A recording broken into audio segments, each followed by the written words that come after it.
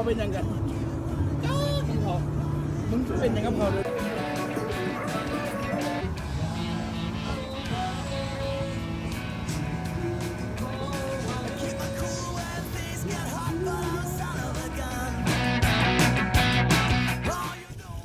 นี่อยู่ทาราดสบายดีกลับมาอีกครั้งครับทาราดเป็นทะเลลาวที่สวยสดงดงามตามฤดูแล้งช่วงนี้ฤดูตอนนี้เดือนท้ายเดือน4น้ำมันมีลดลงเข้ามาเย็นครับต่อไม้ต้นไม้เพราะว่าตะกี้ฤดูบันมันจะเป็นตอนที่บ่มีเขื่อน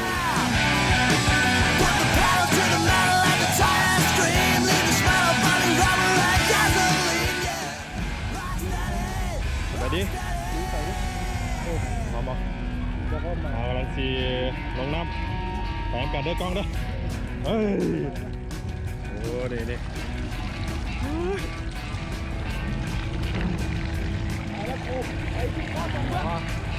มาแล้วมาห้องผมไม่เยี่ยมผมหรอกมึงจะฮิปออกวะ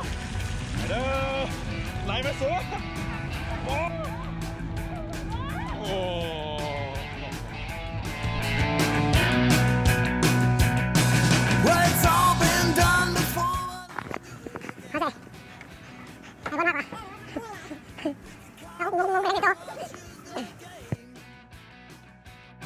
Unless you listen up, all truth lies within this calm. Well, that's the true as he who survives the latest fall. Rock steady, rock steady. ได้เท่าไหร่สรุปได้เท่าไหร่พันเท่าไหร่ประมาณ2-3 หมื่นนี่20,000 ปลาย 30,000นี่แหละหัวห้อย27,000 28,000 Pedal to the metal and the trial scream. Leave the smell. Rock steady, rock steady.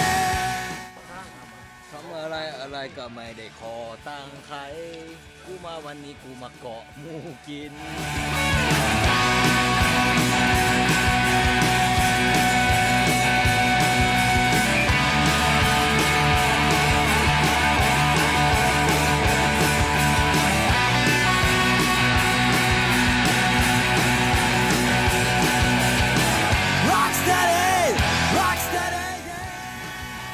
อยู่นาคือเก่า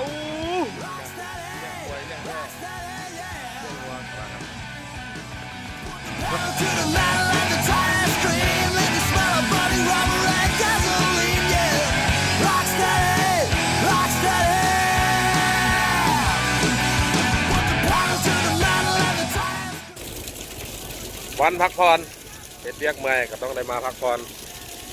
อย่าลืมมาเที่ยวทาราดกันเด้อเป็นสถานที่ท่องเที่ยวเป็นที่เป็นธรรมชาติและก็เย็นสบายอากาศยามร้อนแบบนี้มาเที่ยวทาราดจะเย็นสบายแล้วก็เป็นการพักผ่อนที่ผ่อนคลายจิตใจอยู่ในเมืองมลพิษหลายเขาก็ออกมาสู่ธรรมชาติโดนเทื่อนึงทาราดทะเลลาว